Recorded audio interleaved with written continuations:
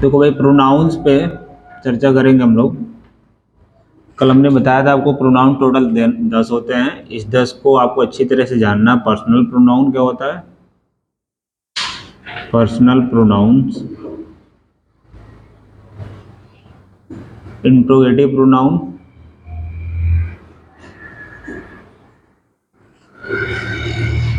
Relative pronoun, reflexive pronoun, emphatic pronoun,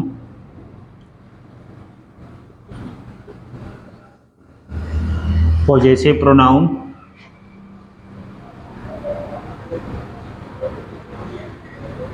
ठीक है। Possessive हो गया। फिर indefinite pronoun, distributive pronoun, distributive pronoun. फिर इसके बाद आएगा आपका 2, 4, 6, 8, कौन सा? रेसिप्रोकल प्रोनाउन, रेसिप्रोकल, एक बच्चा। डेमोन्स्ट्रेटिव प्रोनाउन, डेमोन्स्ट्रेटिव नहीं बोला, यहाँ हो जाएगा डेमोन्स्ट्रेटिव प्रोनाउन, डेमोन्स्ट्रेटिव प्रोनाउन। चलो ठीक है, ये 10 प्रोनाउंस अगर आप जान लिए तो समझ लो सब आपके प्रोनाउंस का सारा प्रॉब्लम खत्म हो गया।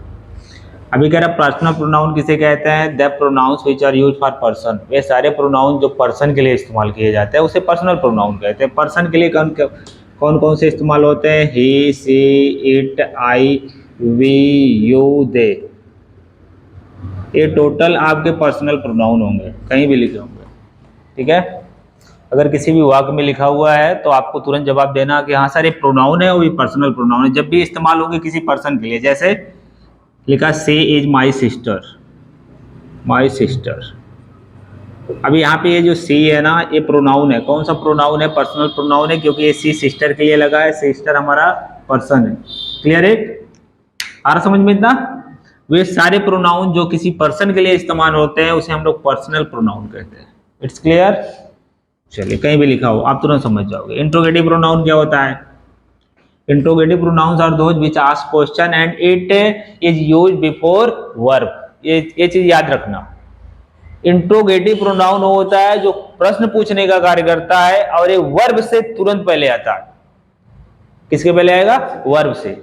पहचानने का आसान सा तरीका क्या क्या हो सकता है? What, which, when, where, why, etcetera. Example देखो क्या है। एग्जाम्पल है हमारा इस तरह से, इससे कहा what is your name, what is your name. ये जो व्हाट है ना, ये प्रोनाउन का काम कर रहा है। प्रश्न पूछ रहा है, प्रोनाउन है, किसके पहले प्लेस है? वर्ब से पहले। वर्ब हमारा इज है। जब ये व्हाट हो, विच हो, वेन हो, वेयर हो, वाई हो, किसी वर्ब से पहले लिखा गया हो तो आप तुरंत समझ जाना वो इंट्रोगेटिव है। वो भी कौन सा इंट्रोगेटिव है? प्रोनाउन है, इंट्रोगेटिव प्रोनाउन। Clear it? एक और एग्जांपल देखिए, where do you live, where do you live, where do you live. ये वेयर क्या है? आप कहोगे सर प्रोनाउन है वेयर। कौन सा प्रोनाउन है वेयर? इंट्रोगेटिव प्रोनाउन है। क्यों? ये प्रश्न पूछने का काम कर रहा है, वर्ब से पहले आया हुआ है। It's clear? जब what, which, when, where, why प्रश्न पूछने का काम करेगा और वर्ब से पहले प्लेस किया गया होगा तो आप समझ जाइएगा वो इंट्रोगेटिव प्रोनाउन है। It's clear? अगला देखिए, यही रिलेटिव प्रोनाउन में भी होता है। रिलेटिव प्रोनाउन जो होता है वहां पे भी आपका what, which, when, where, why, that,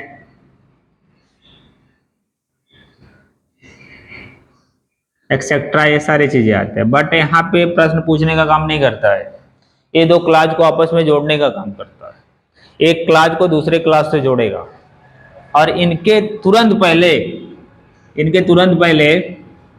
कोई ना कोई नाउन, या तो नाउन होगा या तो प्रोनाउन होगा, ठीक है। इस तरह से, जैसे this is the place, this is the place where I was born, I was born, where I was born. एक क्लॉज आपका यहाँ ये हो गया आपका आई वॉज बॉर्न, एक क्लॉज हो गया आपका दिस इज द प्लेस। इन दोनों को कंबाइंड करने का काम कर रहा वेयर। कह रहा है वही स्थान है जहाँ पे मैं पैदा हुआ था। तो इस तरह से कभी वेयर जोड़ेगा, कभी व्हेन जोड़ेगा, कभी विच, कभी व्हाट, कभी दैट, कभी वाई जोड़ने का अगर काम करेगा तो इसे हम लोग रिलेटिव प्रोनाउन कहेंगे। Clear it? यहाँ हो भी आता है, हो भी आ जाता है। लिविंग थिंग्स को जोड़ने का काम हो करता है, नॉन लिविंग थिंग्स को जोड़ने का काम विच करता है। ये चीज याद होना चाहिए आपको हमेशा।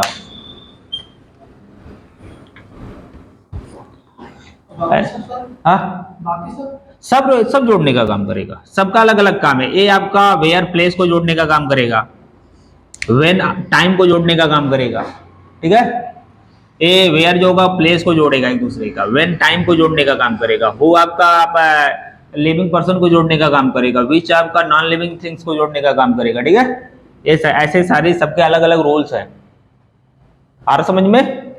इसको पूरा डिटेल पढ़ोगे, सबके अलग अलग रूल हैं। आपको केवल प्रोनाउन समझाया जा रहा है अभी। क्लियर हुआ?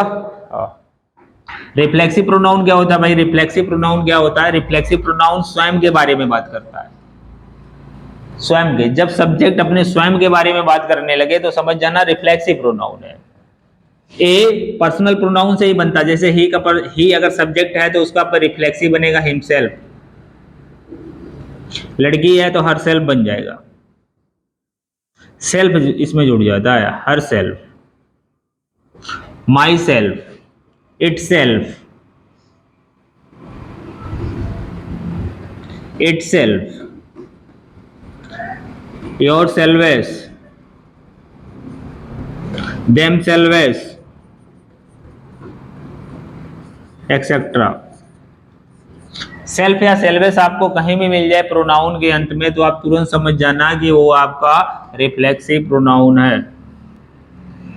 ठीक है, सेम इसी तरह होता है इंफैटिक प्रोनाउन, बस वाक्य प्रयोग के हिसाब से अलग हो जाता है।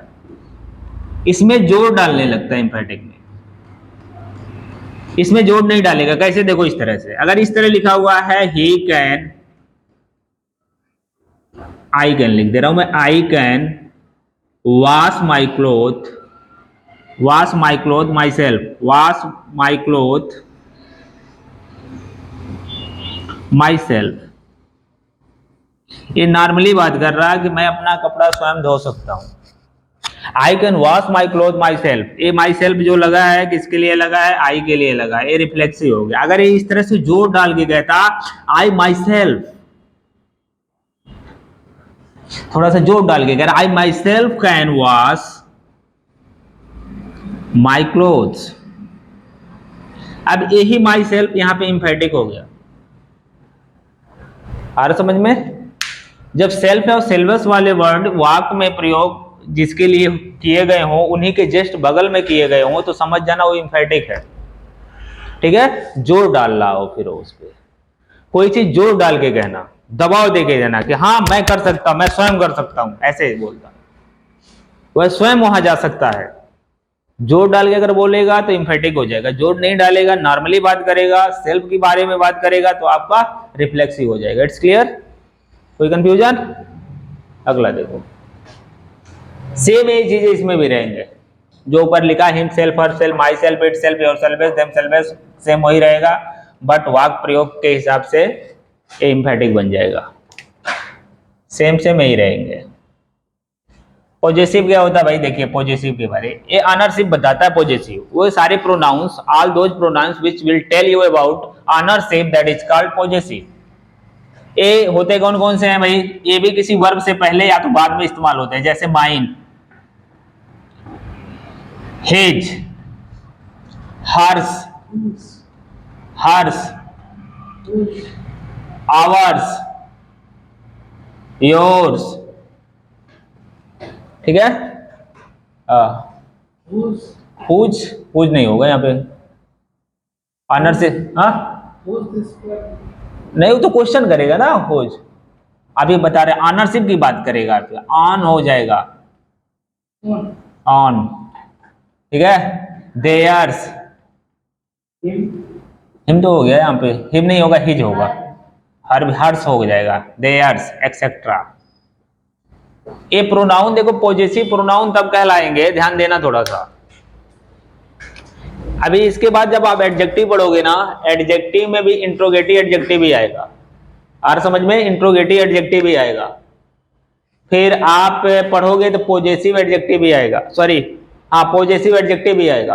पॉजेसिव प्रोनाउन भी होता है, पॉजेसिव एडजेक्टिव भी होता है। दोनों में डिफरेंस भी बताते चल रहे हैं, दोनों भी बता देंगे तो आसान हो जाएगा। जैसे मैंने लिखा this pen is mine, this pen is mine and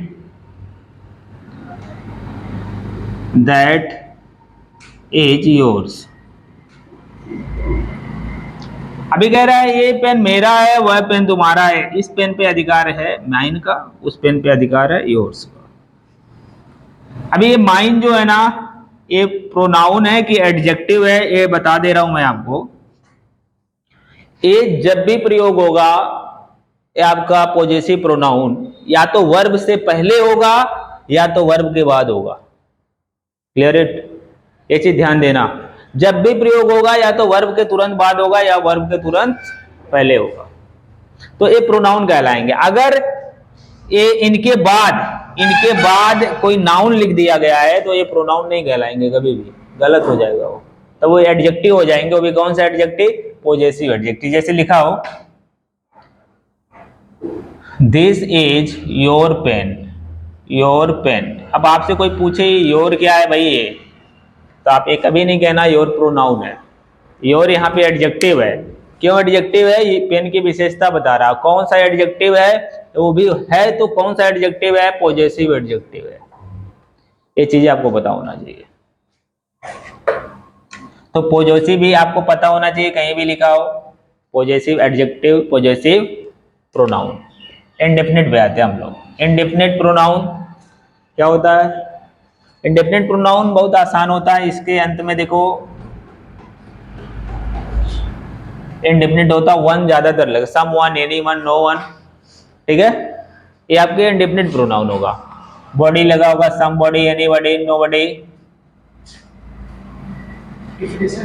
हाँ समथिंग, एनीथिंग, नथिंग। ये सब वर्ड अगर सब्जेक्ट का काम कर रहे हैं ना, वाक्य में सब्जेक्ट का काम कर रहे हैं, तो आप समझ जाना कि वो प्रोनाउन है। वो भी कौन सा प्रोनाउन है? इंडेफिनिट। जैसे इस तरह लिखा हो someone is calling you, someone is calling you. Calling you मतलब कोई तुम्हें बुला रहा है। ये समवन क्या है भाई?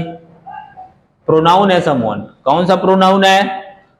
इंडेफिनिट प्रोनाउन है। किसका है indefinite? Indefinite pronouns are those which is used for indefinite person, place or thing. Indefinite मतलब not definite, that will be not definite. Definite जानते हो ना, जो निश्चित नहीं होगा। जब सब्जेक्ट कोई निश्चित नहीं है, तो जैसे यहाँ पे कह रहा है ना someone is calling you, कोई तुम्हें बुला रहा है, सब्जेक्ट का पता नहीं है। If subject is doesn't know, that will be indefinite subject. तो अभी यहीं पे होता कि मोहन is calling you, अब हमें पता चल गया मोहन बुला रहा है। हाँ डेफिनेट, हाँ डेफिनेट प्रोनाउन वही से पर्सनल प्रोनाउन को ही कहेंगे, ठीक है। पर्सनली प्रोनाउन को ही आपको डेफिनेट प्रोनाउन कहना होगा। और यहाँ पे कोई जैसे कह रहा है कि ही इज कॉलिंग यू, तो डेफिनेट हो गया ना, हम उसको जान रहे हैं। जिसको हम जान रहे हैं, पहचान रहे हैं, वो डेफिनेट प्रोनाउन हो गया। जिसको नहीं जान रहे हैं, नहीं पहचान रहे, वो इंडेफिनेट, जिसमें से ये सारी चीजें आएंगे अधिकतर। क्लियर हो गया? अगला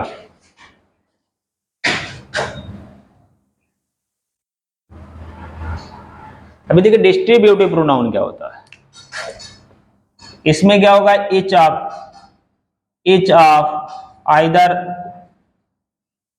either of, neither,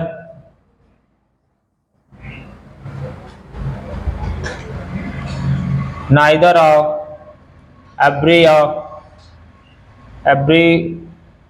everyone of लग जाएगा यहाँ पे।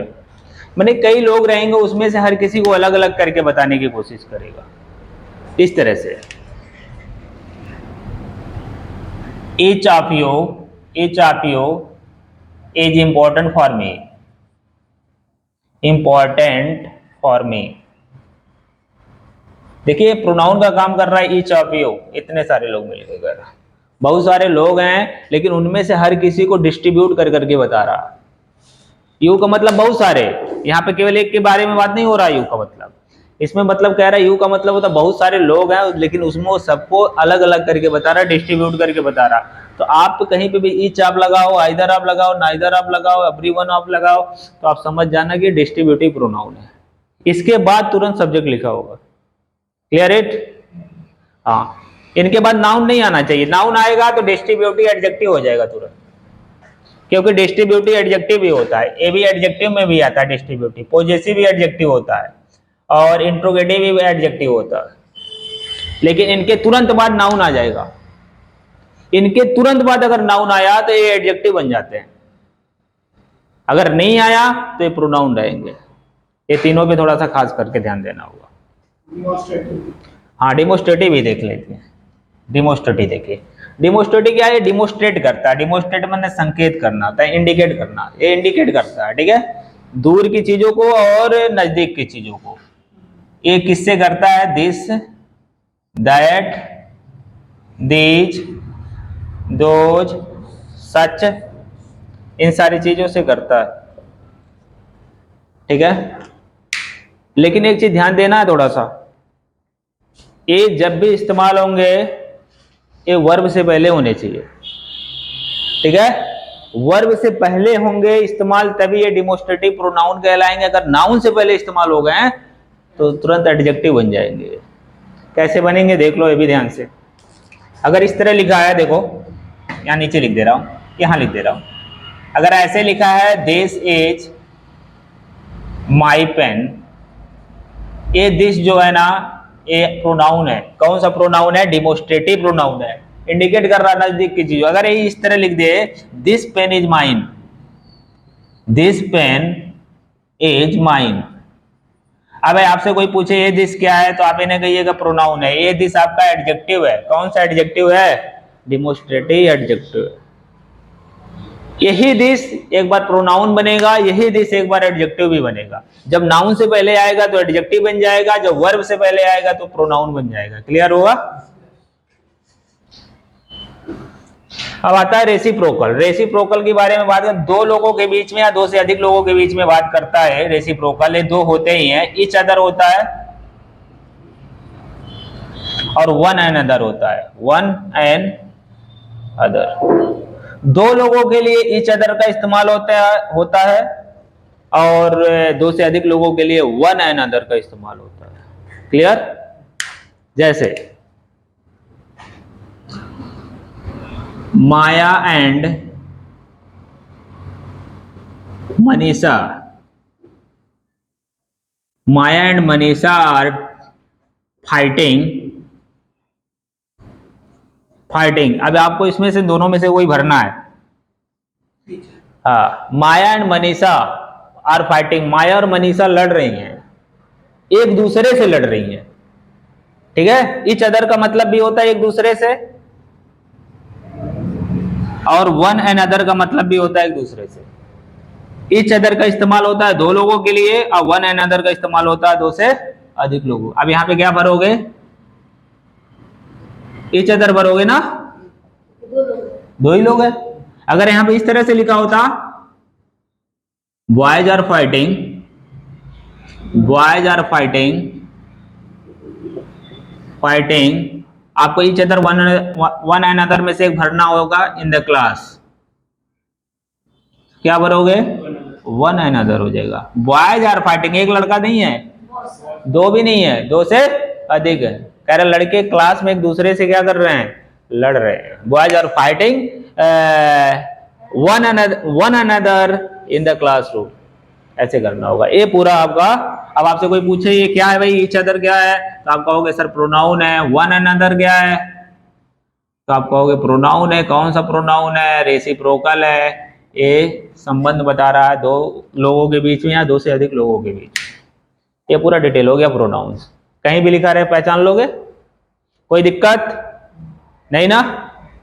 हो जाएगा। अब इसी पे हम आपको एक दो क्वेश्चन भी दे दे रहे हैं और एक दो पहले पूछ लेते हैं, उसके बाद फिर अगला वर्क देंगे।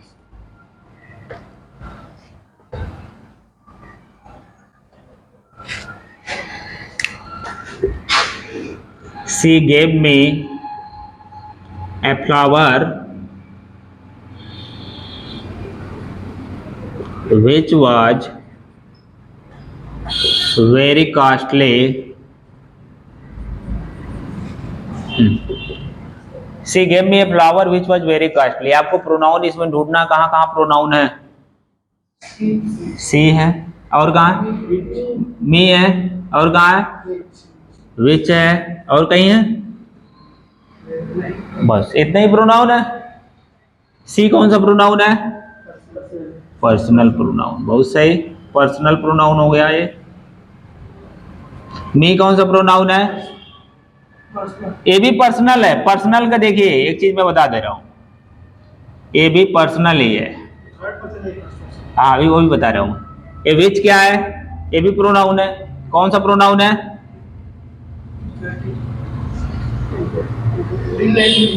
हाँ इंट्रोगेटिव में क्वेश्चन करिए, क्वेश्चन थोड़ी कर रहा है।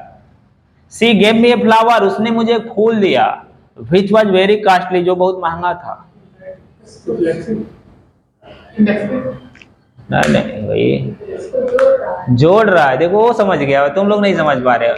दो लोगों को जोड़ने का काम कर रहा है। सी gave me a flower was very costly, दो क्लाज हैं, दोनों क्लाजों को जोड़ने का काम कर रहा है, इसलिए रिलेटिव हो जाएगा। क्या हो गया? रिलेटिव हो गया भाई। दो क्लाज को आपस में जब भी जोड़ने का काम करेगा रिलेटिव हो जाएगा। पीछे बताया मैंने, क्लियर? ऐसे ही समझना है। अगर ये सब समझ में आने लगे तो फटाफट फटाफट इंग्लिश अपने आप बनते जाएगा, बहुत ज्यादा कठिन नहीं लगेगा। अब इसमें देखिए जो पर्सनल प्रोनाउन है ये तीन भागों में बांटा गया है।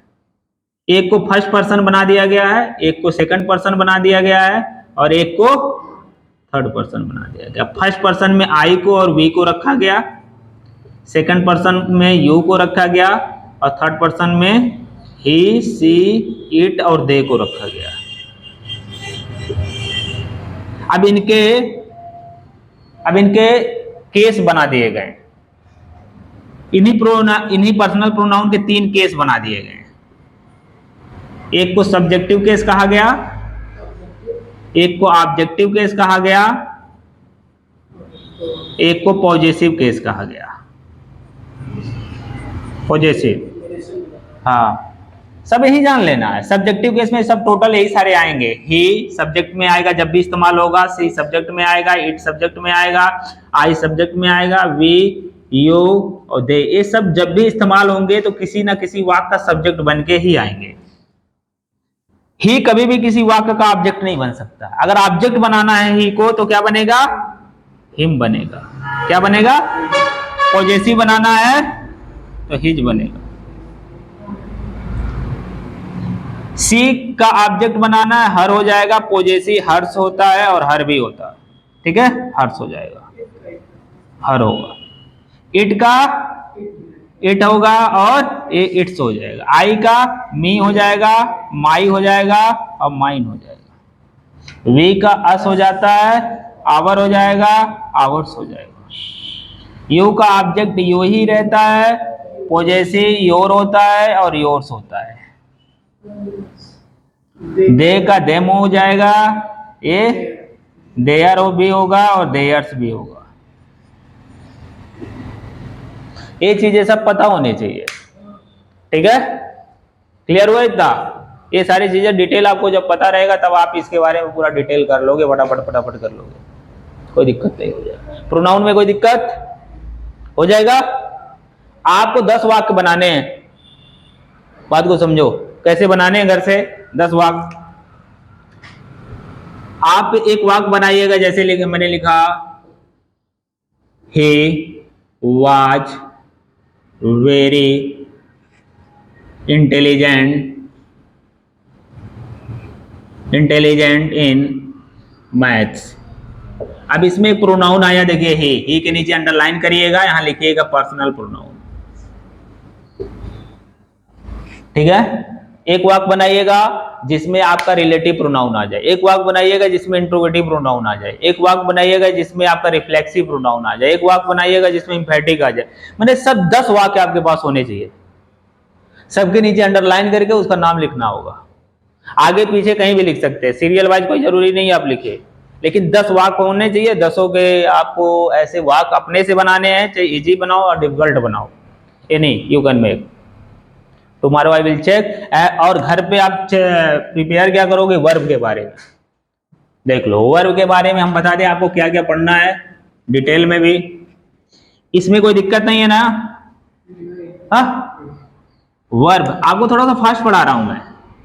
हाँ, ये वर्ब हमारे दो तरह के होते हैं, एक फाइनाइट वर्ब होता है, नॉन फाइनाइट वर्ब होता है। ऐसे जनरल बता रहा हूं। फाइनाइट वर्ब कितने होते हैं, 2। फाइनाइट कितने होते हैं, 2। मेन वर्ब होगा, एक्सिलरी वर्ब होगा। मेन वर्ब 2 होते हैं, एक ट्रांजिटिव होगा, एक इंट्रांजिटिव होगा। क्लियर। एक्सिलरी 2 प्रकार के होते हैं, एक प्राइमरी होगा, एक सेकेंडरी होगा। प्राइमरी 3 प्रकार के होंगे, सेकेंडरी आपके टोटल सेकेंडरी की संख्या होती है कितनी, 14 होती है। 14 कैन कुड मे माइट, इसी का सेकेंडरी का दूसरा नाम है ये मोडल, मोडल्स। ठीक है। नॉन फाइनाइट के कितने प्रकार के होते हैं, 3 होते हैं। कौन कौन से, ना ना ना ना ना, ए हाँ हाँ, ये देखिए पार्टिसिपल होगा, पार्टिसिपल होगा, इन्फिनेटिव होगा, जेरेंड होगा। इस पर इन सब पे चर्चा किया जाएगा कल, ये सब पढ़ के आने पूरे डिटेल। It's clear. वर्ब का सब बता देंगे। ये प्राइमरी में एक टू भी होगा, टू हैव होगा, टू डू होगा। ठीक है। ये हेल्पिंग वर्ब का भी काम करते हैं, एक्सिलरी वर्ब। कब हेल्पिंग वर्ब बनते हैं, कब लिंकिंग वर्ब बनते हैं, सब बताऊंगा मैं, पूरा डिटेल जाके पढ़ाएंगे। एक एक चीजों को पूरा डिटेल बताया, जैसे आपको प्रोनाउन का पूरा डिटेल बता दिया गया। हाँ, और थोड़ा सा घर पे भी आपको पढ़ना है, केवल यहाँ के भरोसे नहीं रहने हैं, घर पे भी जाके थोड़ा सा पढ़ना। जो चीजें नहीं समझ में आएगा हमसे आके पूछ लीजिएगा। इट्स क्लियर, हो जाएगा। तुम भी यही कर लोगे, यही करके आओ। ठीक है, बाकी कल